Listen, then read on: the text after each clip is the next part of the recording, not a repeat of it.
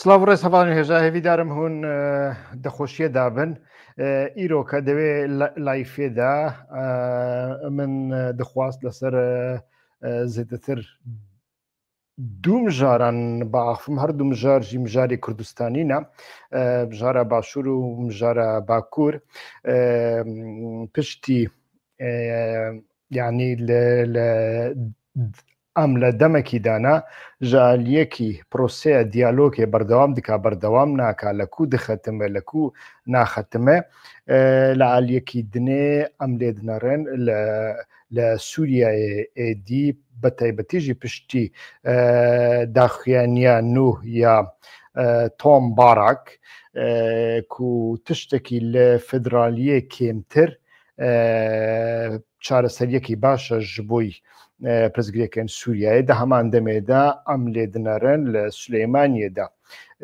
بویەرەك دەقەومێ پشتی چەند ساڵان ئیدی تشتێکی بینە شەڕی نافخۆیی لێ پڕ گران پڕ قەبە لە جێکی پڕپڕ بچووکدا تو لێدنەری چەکن پڕپڕ کوشندە چەکن گران تێن بەکارئانین و دەناوێ کریزێدا بێگومان وڵاتێن هەرێمی و وڵاتێن ناودەوڵەتی هەنا لێ vê carê êdî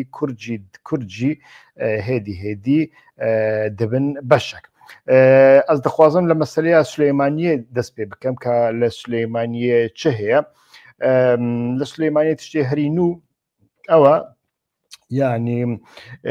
ji aliyekî yekêtî îddia dika belgeyan bilav dika hêdî wê wê demê pêş zêtir jî bilav bikin ku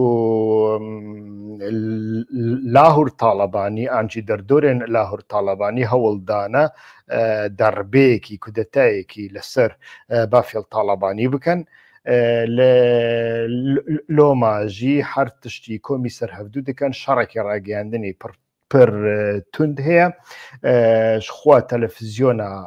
Lahûr Talebanî zom hatiye girtin kadrên wî hemî hatine girtin ê ku li Hewlêrê ne hinek mane û êdinê jî li derve ne ew ê Suleymaniyê piranî hatine girtin û reviyane kes nemaye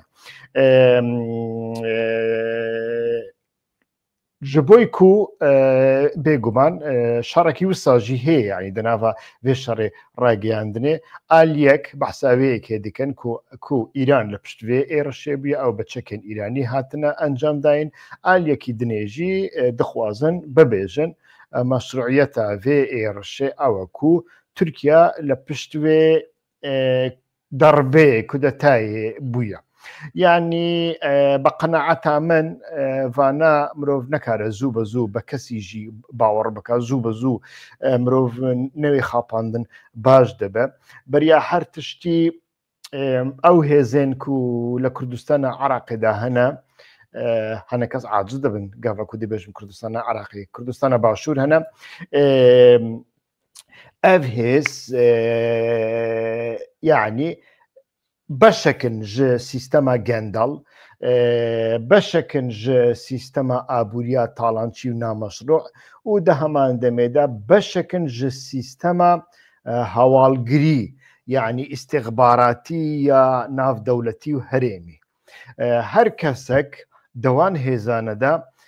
girêdayê aliyekî ye ev tiştekî veşartî nîne hinek alî hene bêguman mirov nekare her kesî di nava qoşxaneyekî de di nava kartonekî de di nava boksekî de hemiyan bikelînê bêguman ev nerast e lê hêzên biçûk hene ku rastî însan bibêje devî warî de mesela Partiya Komünîst ez bawer nakim tilyekî wî di nava sîstemên hewalgirî û muxaberatî de be lê ew partî jî nekarin gavekî bavêjin ji aliyekî ew ji aliyekî dinê nakokiyên malbatî nakokiyên herêmî yani Suleymaniyê û Hewlêr di heman demê de nakokiya Îran û Tirkiyeyê bêguman berçavin û loma jî êdî şerê ragihayandinê pir mezin dibe û aliyên navdewletî û aliyên herêmî hevdû tometbar dikin گوشارێکی مەزن لەسەر ئالیاندا هەیە ji bo navê ji bo ku meselê hinekî qepat jî bikin hewildan hene mesela Nêçîrvan Barzanî diçe Sulêmaniyê çûna Nêçîrvan Barzanî ihtimalekî mezin girêdayê vêyekê ye ku telefona Lahûr Şêxcingî hatiye girtin. Divê telefonê de tekiliyên wî bi Mesrûr Barzanî re hebûne. Ew tekiliyane çi qasî îspat dikin gelo ku darbeyek hebûye û pedeke li pişt wî bûye ew cê gumanan e. Yani gelo Mesrûr Barzanî li rêka telefonê ji Lahûr re dibêje. An jî Lahûr gerek tekiliyê wî bi Mesrûr Barzanî re nebin. Tiştekî wisa nabe. Yani wek min got sîstemekî pîs e, siruştekî pîs e, xwezayiyekî pîs e siyaset li Kurdistana Iraqê. Divê xwezayî de heger tu ku tu siyaset bikey an divê tu gelekî biçûk bê, an divê tu bikevî nava ev sîstema istîxbaratî û casûsî û ew. Ya dinê jî wek min got kesekî mîna Lahûr bêguman guşar li ser hene çend sal. Guşarê mala apê wî li ser wî hene bi kurtasî wisa bibêjin. Ji bo ku xwe bigirê ihtimala tekiliyekî wî bi Mesrûr Barzanî re hebin bêguman hebûne. Hê jî hevdû bekartînin ew hêz çawa yekêtî Edhem Barzanî li cem xwe girtiya dibe ku mala Barzanî jî xwaste bin tekilî bi Lahûr re çê bikin. Ew tiştekî pir ecayîb nîne û xerîb nîne. Lê dîsan jî divê telefonê de çi heye çima Nêçîrvan Barzanî diçe wir yani gelo Nêçîrvan Barzanî dixwaze pirziyekê çareser bike gava ku dixwaze pirziyekê çareser bike Nêçîrvan Barzanî serokê herêmê ye. Serokê herêmê dîsa gutarekî wî li ber televizyonê dê evê wî hebe, qursayê wî hebe, sengîniya wî hebe. Ne wisa çima beriya yani me li êvarê zû me dizanî ku şer çêdibe. Şer kengî çêdibe saet 2 şevê çêdibe şer. Yani çend saet di navborê de 7 saet derbas dibin çima Nêçîrvan Barzanî wê demê karekî ciddî nekir ji bo ku ew şer çê nebe. û niha çima diçe çi dike yani dixwaze meselê qepat bike, dixwaze bibêje divê telefonê de çi heye ka wê meselê bilav nekin, belgeyan bilav nekin, ew an jî tiştên dinê hene em hêjî vêyekê nizanin. Wek min got herkes tekiliyê wî bi her kesî re heye.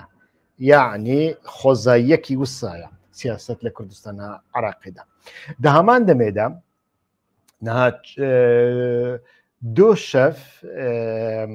Mazlûm Ebdî bi hevjîna Lahûr Şêxcingî re axift ji xwe tekiliyê wan hebûn di dema şerê Kobanê de Lahûr alîkariyekî pir mezin ji bo Kobanê kir ji bo Rojava kir. Lahûr yek ji wan muhendîsan bû ku tekilî de navbera koalîsyona navdewletî û peyê dewhêzên Sûriyayê Demokratîk re çêkirin. Ev berçavana tekiliyekî şexsî heye devî warî de. Mazlûm Ebdî tiştekî wisa kir û ji duh ve jî Salih Muslim li Sulêmaniyê. Di heman demê de Dem Partî li Sulêmaniyê bêguman hebûna Salih Muslim û Dem Partî tenê girêdayî vêyekê nîne girêdayî konferansekî Erebî jî heye li Sulêmaniyê. Ez bawerim dê bejdariya vê konferansê bikin, konferansekî herêmî ye. Lê dîsan jî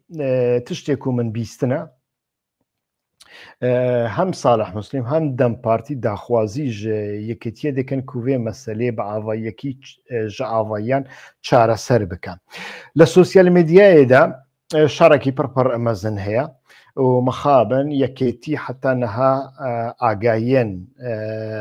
giştî nadê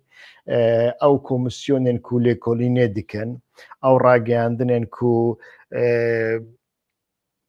em bêjin weşanê dikin piranî dibin kontrola حیزب دانا ئەو بویەر لە هەولێرێژی وسەیە لە سلێمانیەژی وسەیە لێ مرۆڤ کۆمی سەرهەفتوو بکە لە هەم لە هەولێری و هەم لە سلێمانی دەمەکە ئیدی کارژ بۆ ناوێت تێکردن هەردوو عالی مخالیف و ڕکەبەری خۆش هۆڵێ ڕابکەن یعنی ئەم نەتەنێ بەحسا پارتیان دەکەن ئەم بەحسی شەخسانژی دەکەن مەسەلەن شێروانی ڕۆژنامەڤانەکە ئەو 4-5 ساڵە دەزیندانێدایە جەزایەوی 4 ساڵ و نیوان زیاتر کردن یعنی تشتێکی پڕ غەریب پڕ ناعەدالەتیە بەریاوی شەڕێک دەنابەرە هەرکیان و پەدەکە چێ بوو ئەو شەڕ کێما بوو مەڤە گەڕێنی ساڵە 1994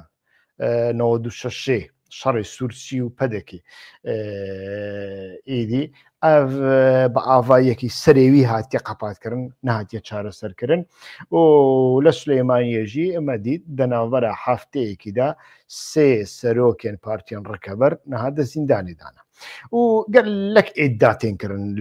لە ئەوێ لەسەر سۆسیال مێدیایە یعنی ئیداین پڕپڕ مەزن تێنکردن و هێژمارە کوشتیان زێترن ڤەدشێرن هێژمارێکی زێدە ئەو کوشتی هاتنە شەوتاندن هەسیر کوشتنە درۆن هاتنە بەکارئانین هەردوو عالی هەفتوو تاوانبار دەکەن بە بەکارئانینە درۆنان مەسرەفێکی هەرمەزن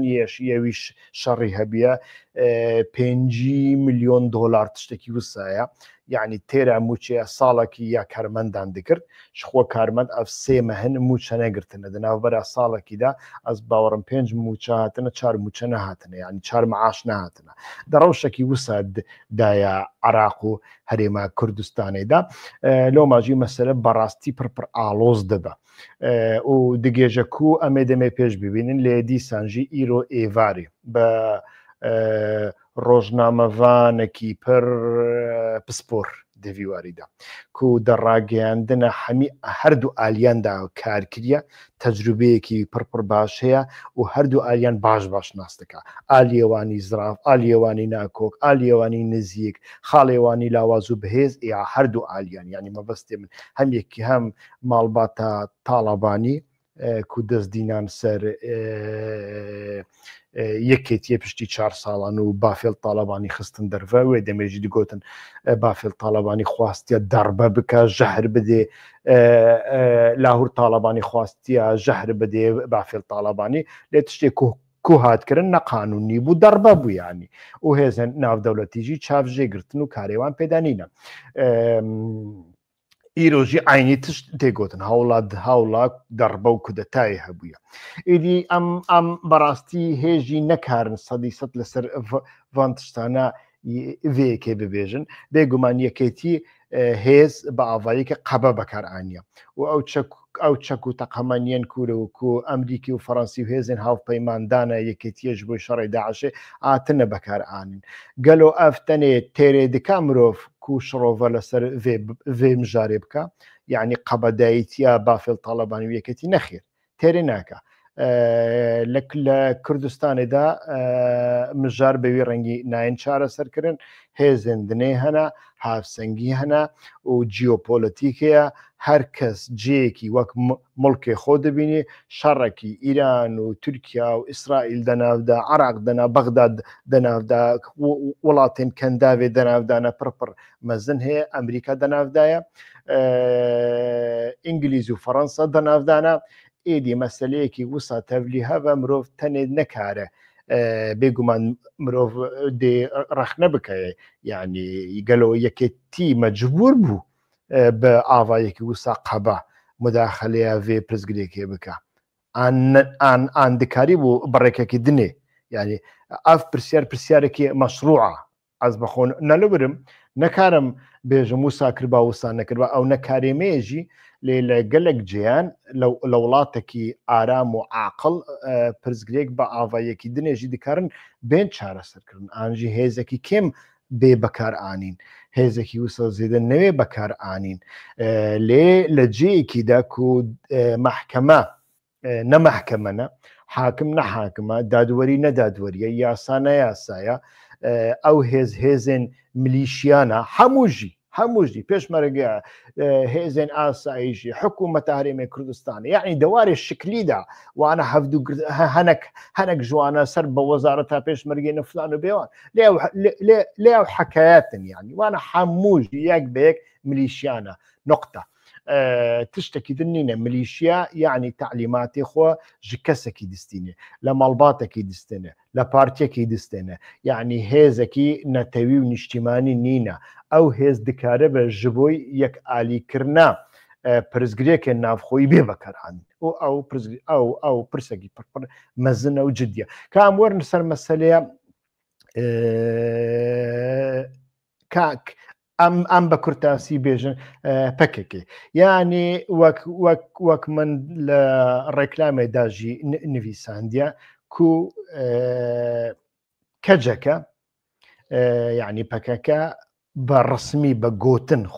خوا هەڵوەشان هێژی لە جێخۆیە لێ کەجەکە مایە دە هەمان دەمێدا هێزێن گەریلا مانە هەپەگە مایە ئیدی ناوێوی دە بە هەپەگەیان ناوەکی دنێ لێ تێکردن ئانا هەنێک مژار هەنە سەری مرۆڤان تەڤلی هەف دکەن مەسەلەن ژە ئالیەکی جار ناجار هەلیکۆپتەر لێ دەخان ئەوژی بە ئێڕشێن درۆنی بەرسی فێوان دەدەن لێ لە ئالیەکی دنێدا دیسا دەناوبەرە میت و پەکێکێدا دانوستاندن هەنا مەسەلەن مەچەند ڕۆژبەریا نەها دیت ئەو هەردوو بەرپرسێن میتێک و لە باژەڕۆکێ دوکان هاتبوون گرتن خوا ئەو مەسەلەیە لاهور تاڵەبانی هەنێک پڕ کەس بەوێ یەکێژی گرێ دەدەن ji بۆی و لاهور تاڵەبانی یعنی ئیددایەکی وسا پڕ جددی تێکردن و لاهور تاڵەبانی وێ دەمێ ئەو پلان ئاشکرا کریە ji پەکەکێرە ku میت پیلانێکی پڕپڕ ئۆپەراسیۆنێکی پڕپڕ مەزن ئامادە دکە لە ناوەندێویژی لە دوکانە لە دوکان تێ قۆردی نەکردن و ئامادەکاریە دەکەن و جەمیل بایق بچە نەخۆشخانەیە فاڕۆق بەڵام مستەفا و نەخۆشخانەیەکی پڕ مەزنە لە سلێمانیە عملیاتێن جددی تێدا تێن کردن جەمیل بایق دێ لەوەر تەداویە ببینێ و میجی ئۆپەراسیۆنێکی بکە و جەمیل بایق بڕەڤینە لێ لاهور تاڵەبانی کوێ دەمێ بەرپرسیارە ئیستیخباراتی یەکێتیە بوو ئەو پیلان ئاشکرا کریە خۆ دەوێت دەمێدا دەناوبەرە یەکێتیە و تورکیایدا پەزگرێکن پڕپڕ جددی دەرکەتن حتا نەهاژی ئەو پرزگرێکی چارەسەر نەبوونە یعنی دەنگۆیەک هەیە دەمەکی درێژە لە سەرڤەکردنا باڵافڕخانەیە سلێمانیە ئاخافتن تێنکردن لێ حتا نەهاژی نەهاتی هەنێک دەبێژن دەمێ پێش لێ دەمێ پێش کەنگیە ئەم هێژی نزانن ئەس باوەڕم هێژی دێ بکشینی ji بۆی و سەر هەڵدانا ئەو ناکۆکی ئەو شەڕژی دەوێ یەک ئالی ببە کیژان هێز سەر دکەوە ئەو هێزێ سەرکەتی چۆ دکارێ بە تورکیای ڕا تەکیلێکی نوچێ بکە لەسەر وێ بنگەهێ بێگومان ئەو چێ دەبێ لێ وەک من گوت تشتێن ناکۆکەنە ژە ئالیەکی شەڕ و پەفچوونێ پڕپڕ سفک هەیە لە بەهدینان بە تایبەتی دەناوبەرە هێزن گەریلا و ئارتێشە تورکیایدا ژە ئالیەکیدا دانوستاندن بە میتێرا هەیە ئەو دوو هەسیرێن میتێ تەسلیمی دەوڵەتە تورکیای کردن یەک بە زیندی و یەک بە مردی لە جیەکی دنێژی مەسەلەن لە چیەدا ئەژی وەک ڕۆژنامەڤان تەکلیە من هەنا شخوا دەست پێکردنا پرۆسەیە دیالۆکی بەڕاستی هەگەر ئینسان بێویژدانیان نەکە 2 هەفتە بەریە عەمبەری زەمان من باس کرد من لەوێ دەرێ باس کرد و گەلێک سامپاتیزانێن حرەکەتە کوردی لە باکوور لە ڕۆژئاواژی دژوونێن پڕپڕ مەزن کوفری کردن من گوتن ئەو درەوەکی پڕپڕ مەزنە 2 هەفتە دەرباز نەبوون عەمبەری زەمان بەحث کرد و پشڕاژی مەدید و دەوڵەت باخچەلی دەستێ خۆخستنا دەستێ دەمێ ئێدی ئەو تەکیلی حتا نەهاژی بەردەوام دکەن بەرێ من هەر تەکیلێک چێ دەکرد بە هەواڵێن چیێرە مەسەلەن بەریە هەر تشتی دەگوتن لە جیهانێکی هەیە فلانە فەیلسوف فلانە تیۆریسیان چ دەبێژێ لە کو سیمینارێک هەیە لەسەر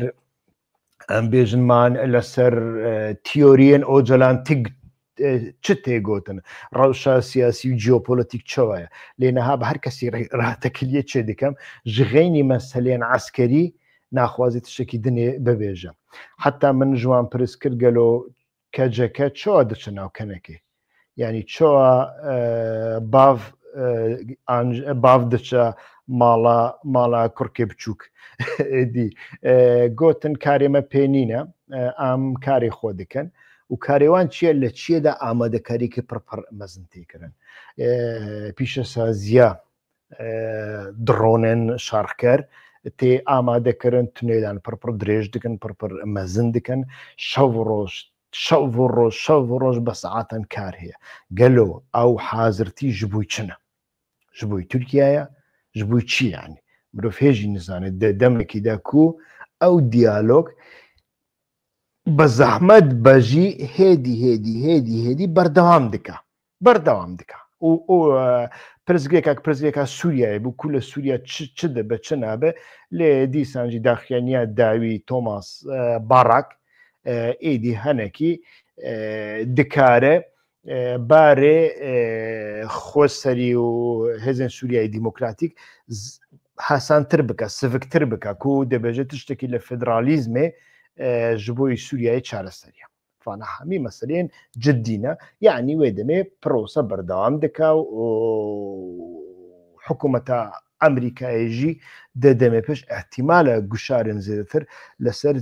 تورکیایی بکە ji خوا دۆ لەسەر vê mijarê min بە پسپۆرێکی vê meselê yani hem meseleya PKK hem meseleya Kurd û Tirkiye hem pisporekî ku li Tirkiye li siyaseta Tirkiyeyê de li rojhilata navîn jî pir şarezaye berê Sidîq Hesan Şukrî min pê re axivt ku 40 sal di nava vî karî de ye û min ev yek jê pirsiyar kirin yani gelo ew mesele çi ye yani nakokiyekî wisa mirov dikare çawa lê binere مرۆڤ لێ دنەرێ دەوارێ ڕێخستنیدا هێدی هەر تشت تێ تەسلیم کردن تەسلیمی دەمێ تێکردن حتا ئاگاهیان پڕپڕ جددی هەنەک و ستێرێک تیڤی و مێدیا خەبەرژی بێن تەسلیمی پارتیا دەم بێنکردن و لە بڕۆکسلێنە وەشانێ دکەن و کەجەکەژی دچە ناوە کەنەکێ کەچەکە دەبە ئەندامی کەنەکێ یعنی نەکەنەکە دەبە ئەندامی کەژەکی ئەوژی تشتێکی عەجایبە لێ مەسەلەی عەسکەری وەک خۆ دمینێ و بەرەو پێش دژێ و مەزن دەبن من ئەو پرسیار لە کاک سدیق کرد کاک سدیق گوت يعني لە ڕۆژهەڵاتە ناویندا لە قەفقاسیایەدا لە ئەفریقای و حتا لە کەنداوە هیندا ئێدی شەڕێ کۆریدۆران ژعالیەکی ژعالیەکی دنێدا ئێدی هەر هێز دەخوازە نفوسە خۆ مەزنتر بکە بەحساوەیەکی کرد لە پرۆگرامە دۆدا و ژعالیەکی خەتەکی ناتۆ وڵاتێن ڕۆژئاوایی هەیە خەتێ بۆمبا پیر کو دەناوە لە هیندستانی دەناوە وڵاتێن کەنداوێدا دەرباز دەبێ و پشتڕاژی دچە ئۆردن و ئیسرائیلێ لە ورژی دچە یۆنانێ دە هەمان دەمێدە بەحسا کۆریدۆرە داوت تێکردن و ئیسرائیل لە سەروەیەکی دەسەکنێ ئەو کۆریدۆرە داوت ئەوێ دەست پێ دکە هەرێمە دروزان دەست پێ دەکە حتا دگێژە حەسەکێ و جززیرە قابیشلی دە هەمان دەمێدا کۆریدۆرە زەنگە زۆر ئانجی کۆریدۆرێکی دن احتیمالە زەنگە زۆر نەبێ کۆریدۆرێکی دنێ دەناوبەرە ئەزەربایجان و تورکیایەدا کو بە ئەرمەنستانێدا دەرباز دەبە ji بۆی ku heta niha ew korîdor li rêka Gurcistanê heye an jî li rêka Îranê re heye هەردوو خەجی ڕاستە و ڕاست لە بن کۆنتترۆلا تورکیای دانینا ئەرمەنستان و ئەزەربایجان اتفاقێکی ئانجی ئامادەکاری اتفاقێکی یعنی حتا نها اتفاقێک ئانجی ئاشتیناتێکردن سەدی سەد لێ ئامادەکاریەکی پڕپڕ مەزن تێکردن و اتفاقێکی بکەن ئاشتێکی بکەن و کۆریدۆرا زەنگە زۆرڤە بە ئانجی کۆریدۆرێکی دنێ دەورداژی کۆمپانیایەکی ئەمریکی 100 ساڵی دێ گەڕانتۆر بە گەڕانتۆر دە هەمان دەمێدا یعنی هێزێکی کوێ خەتێژی بپارێزێ و ئەوژی بەبێ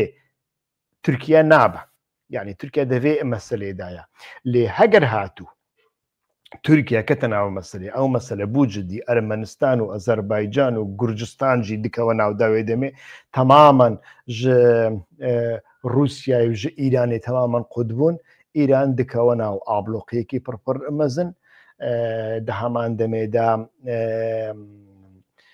رووسیا تەنگاف دەبێ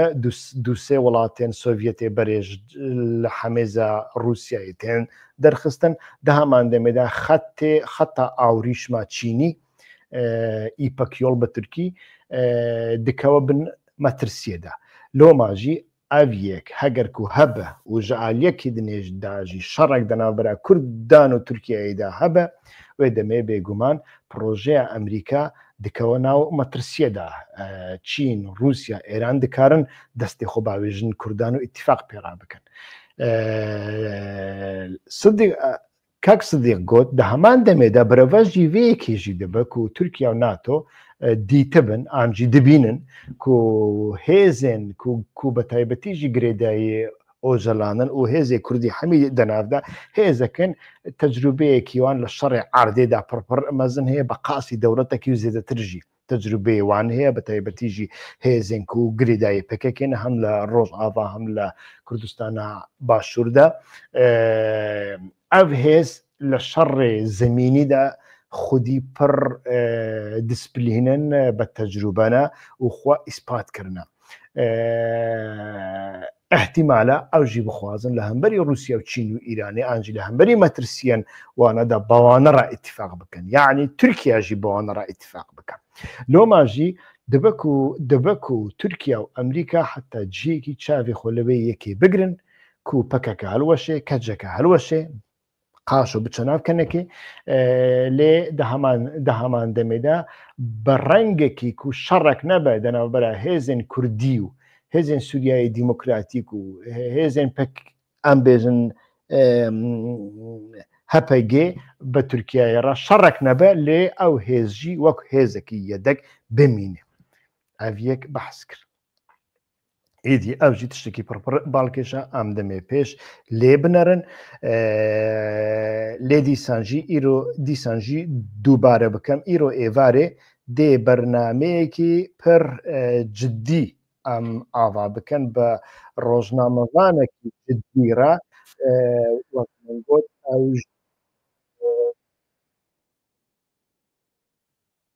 بلێسە ئیسماعیل حەقیە ئەس دێ چەند دەقێن پێشیەدا ڕێکلاماوی ساز بکەم و ئەمێ لەسەر مەسلەیە سولەیمانیە بە تایبەتی و گرێدایە سیاسەتە هەرێمی و سیاسەتە ناودەوڵەتی لەسەر vê mijarê em biaxivin ji bo ku wek min got berastî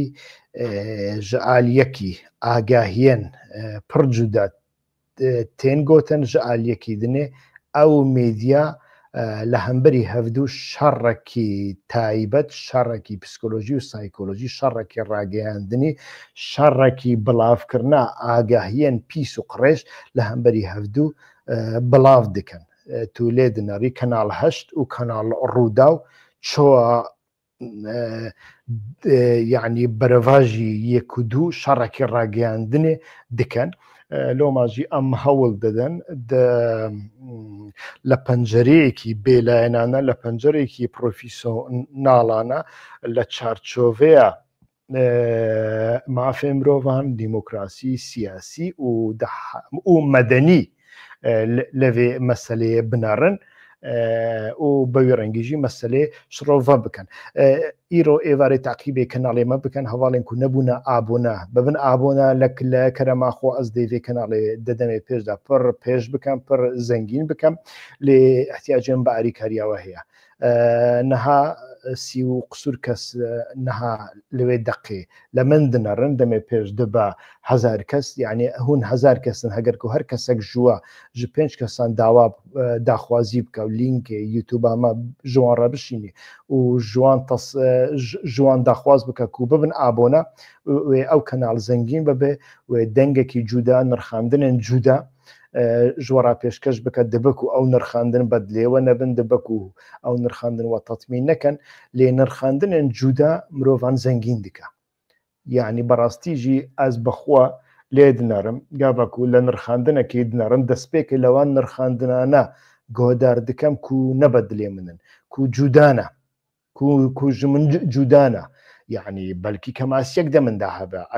ئەس ژخۆ پرسیار دەکەم لۆمە لێ دنەڕم مەسەڵەن بەوێ ڕەنگی نرخاندنێ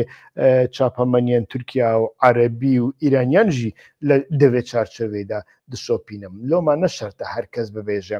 ئاف کەس وسا دفکرێ لۆمە ئەس نابم بەشداری کەناڵێوی یوتوب ناکەم ئاژی نابم سوبسکرایب نابم ئابۆنە بەوێ ڕەنگی نابە یعنی بێگومان ئەمێ تشتێ جوداتر ببێژن ئەمێ لە چاافکانیەکی جوداتر لە مەسلەیە بنەرن و ئەمێ لە پەنجرەیەکی جوداتر تەماشەیە بویەران بکەن حتا بەرنمەیەکی دنێ سلااو و ڕێز ژوەراک و حتا ئیرۆ حتا نەها حتاوی سعاتی هون بەمەڕابوونا ئیرۆ ئێوارێ ئەس دووبارە لەسەر مەسلەیە بویەرێن سلەیمانیە سیاسەتە و لە سلەیمانیە دمەشە ئەمێ دیسە بە درودرێژی بەعافن دەم باش.